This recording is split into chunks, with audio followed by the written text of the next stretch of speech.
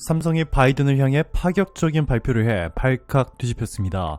바이든은 그동안 한국의 삼성이 자신의 말에 절대적으로 복종할 줄 알았는데 이 대반전이 일어난 것입니다. 이뿐만이 아니라 더 이상 바이든 미국 대통령이 한국의 뒤통수를 치지 못하도록 너무나도 강력한 한방을 공개하기까지 했는데 지금부터 이 놀라운 내용 최고 수익률에서 여러분들에게 전해드리겠습니다. 이 바이든이 역사상 세계 최악의 경제 대통령이라 불리며 정치 인생 최대의 위기를 맞이했습니다. 이 코로나 때부터 바이든 행정부의 실패한 경제 정책들이 누적되면서 최근 미국 실리콘밸리 은행의 파산이라는 충격적인 사건을 시작해 퍼스트 리퍼블릭 은행마저 총 예금 중 절반에 가까운 금액이 인출되며 파산 위기를 맞이했습니다. 이를 시작으로 스위스 최대 투자 은행 중 하나인 크레디트 스위스마저 무너지면서 UBS의 헐값에 팔렸고 유럽 최대 규모의 투자 은행인 도이체뱅크마저 흔들리기 시작했다는 충격적인 뉴스도 나왔습니다. 더 충격적인 것은 이마저도 시작에 불과했다는 것입니다. 이번에는 진짜가 터져버렸습니다. 자산 9천조 원의 고객 1270만 명을 보유한 미국 최대 증권사 이 찰스 슈워브가 흔들리기 시작했습니다.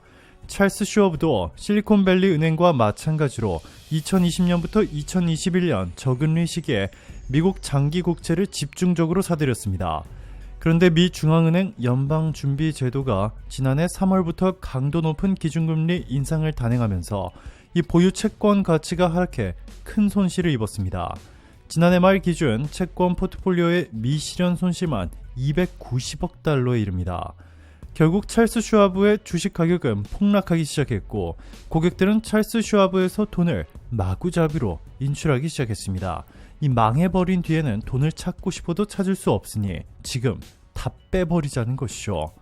블룸버그는 저금리로 구축한 7조 달러 제국이 균열을 보이고 있다라는 제목의 기사에서 금리 인상 탓에 장기 채권을 많이 보유한 찰스 슈왑의 미실현 손실이 지난해 290억 달러로 불어났고 고객들이 고금리를 찾아 찰스 슈왑의 계좌에서 돈을 빼고 있다고 전했습니다.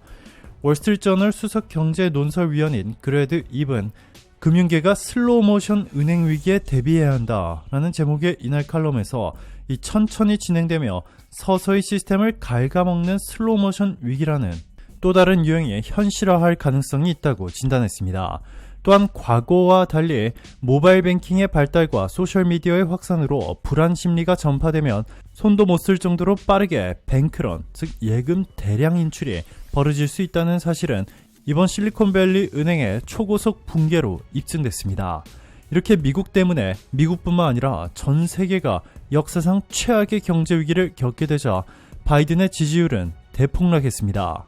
이 초창기부터 바이든을 열렬히 지지했던 미국 유권자들도 역사상 최악의 경제 위기를 겪으면서 바이든의 등을 돌리기 시작한 것인데요. 당장 내년에 있을 미국 대통령 선거에서 재선을 노리고 있는 바이든 입장에서는 최대의 위기를 맞이한 것이죠.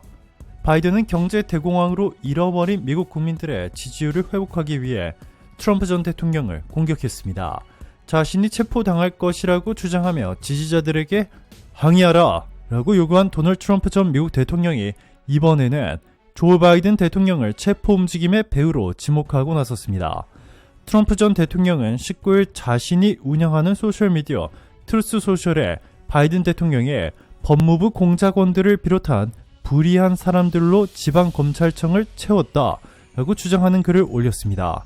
하지만 바이든은 맨해튼 지방검찰청의 민주주의에 대한 공격과 자신은 무관한 척한다라고 비난했습니다. 자, 그런데 바이든의 발행과는 달리 오히려 역효과가 났습니다. 현 상황이 트럼프 전 대통령에게 불리하지만은 않다는 분석이 나왔습니다. 단 이번 사건에서 유죄 판결을 받더라도 트럼프 전 대통령의 대선 출마 자체는 가능합니다. 워싱턴 포스트는 애나 커민스키 뉴욕 법학 전문대학원 교수가 유죄 판결이나 기소로 인해 대선 출마가 금지되는 헌법상 명시적 규정은 없다고 설명했다고 전했습니다. 트럼프 전 대통령과 공화당이 수사와 기소를 정치적 탄압이라고 주장하면서 이 지지층 결집 효과도 나타났습니다. 로이터 통신은 이날 기소 소식이 알려지자마자 트럼프 쪽 모금 단체가 마녀 사냥을 비난하며 지지자들에게 기부 호소 메일을 보냈다고 보도했습니다. 통신은 이미 트럼프 전 대통령이 자신이 체포될 것이라고 주장한 지난 18일 이후 약 일주일간 모인 금액만 200만 달러에 달한다고 설명했습니다. 여기에 29일 발표된 미 퀴니피악대 여론조사 결과를 보면 62%의 미국인이 이번 수사가 정치적 동기로 이뤄지고 있다고 믿고 있어 이 트럼프 전 대통령이 경고한 바이든 대통령에 대한 역풍이 현실이 된 것입니다. 바이든은 이렇게 트럼프 기소 작전까지 실패하자 이제는 한국과 대만을 자신의 정치 회복을 위한 희생양으로 삼으려 한 것입니다.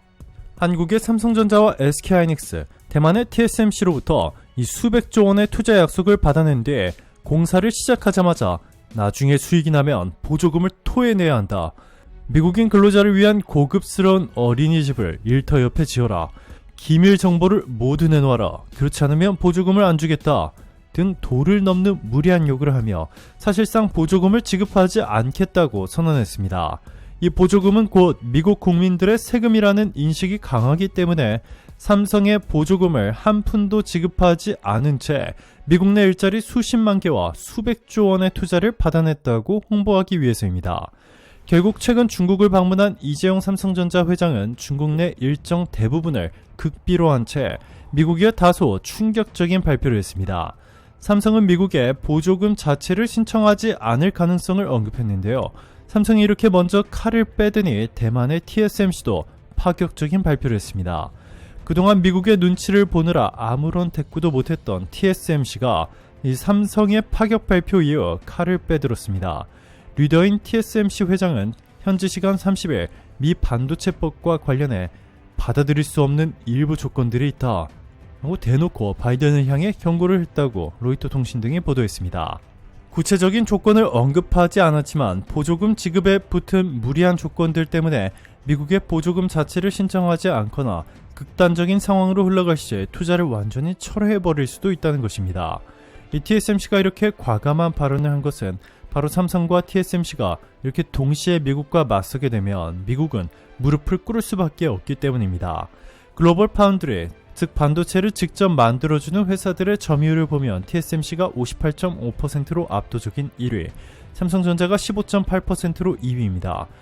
UMC와 글로벌 파운드리, SMIC, 화홍그룹 등 대만과 중국 파운드리 기업들도 있지만 7나노 이하의 미세 공정을 높은 수율로 해낼 수 있는 곳은 TSMC와 삼성전자가 유일합니다. 때문에 최신 아이폰이나 갤럭시 스마트폰, 최신 노트북 등 고성능 기기에 들어갈 제품들은 모두 TSMC나 삼성전자를 거치지 않으면 만들 수 없다는 뜻입니다.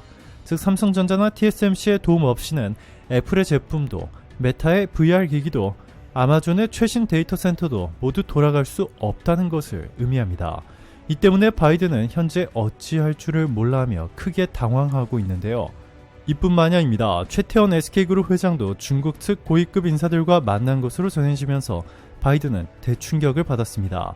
앞서 이재용 삼성전자 회장은 최근 중국 베이징에서 열린 중국 발전 포럼에 참석해 리창 총리 등 중국 정부 인사들과 면담하고 반도체 문제 등을 논의했습니다. 이재용 회장에 이어 최태원 회장도 직접 중국 당국과 접촉해 반도체 문제 해법 모색에 나서는 것으로 전해져 미국은 초비상이 걸렸습니다. 바이든은 이제야 자신이 얼마나 무모한 짓을 벌였는지 깨달은 것으로 보입니다. 바이든은 최근 부랴부랴 IRA 법안 세부 조항을 수정하여 발표했는데 한국이 미국에 요구한 대로 이 중국산 소재로 한국서 가공해도 미국 전기차 보조금 대상에 포함시켜주겠다는 이 파격적인 내용이 담긴 것으로 확인됐습니다. 외신들은 한국 기업들의 입장이 모두 반영됐다라며 한국 배터리 업계의 대형 호재라고 보도했습니다. 자, 하지만 바이든의 이러한 태도 변화는 너무 늦어버렸습니다. 한국은 더 이상 미국이 한국의 뒤통수를 칠 수 없을 정도로 너무나 강력한 것을 세상에 공개했습니다.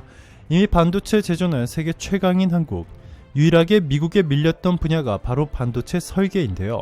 한국의 카이스트가 대형 사고를 냈습니다. 카이스트 학생들이 반도체 설계 분야 국제학회에서 미국, 중국, 일본을 제치고 최우수 논문상을 휩쓸었습니다. 특히 반도체 설계 분야는 한국이 상대적으로 뒤처진 분야로 향후 반도체를 이끌어갈 인재들이 만들어낸 값진 수상입니다. 특히 이들 4명은 김정호 카이스트 전기 및 전자공학부 교수 연구실 소속인데요. 이 연구실은 반도체 최적 설계를 스스로 구현하는 인공지능과 3차원 이중 반도체 패키징 기술을 결합해 각종 연구를 수행 중입니다. 이를 통해 슈퍼컴퓨터와 데이터 센터에 필수적인 고대역폭 메모리 등 차세대 AI 반도체를 구현하고 있죠. 논문뿐만이 아닙니다. 이 카이스트 연구팀은 세계 최초로 기억과 계산 그리고 변환까지 모두 다 할 수 있는 지능형 반도체 개발에 성공했습니다.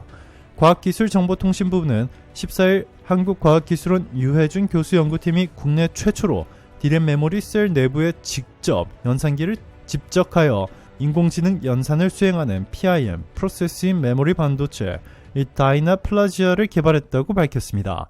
유해준 한국과학기술원 전기 및 전자공학부 교수는 이번 연구는 기존 인공지능 반도체가 가지고 있던 메모리 병목 형상을 해소할 뿐만 아니라 높은 처리량과 가변성을 갖는 고메모리 용량의 D램 PIM을 개발했다는 점에서 의미가 크다라며 본격적인 상용화에 성공한다면 최근 더욱 거대해지고 있는 다양해지는 인공지능 모델에서도 높은 성능을 보일 수 있을 것이라고 자신했습니다. 오늘도 감사합니다. 최고로 멋진 하루 보내시길 바랄게요.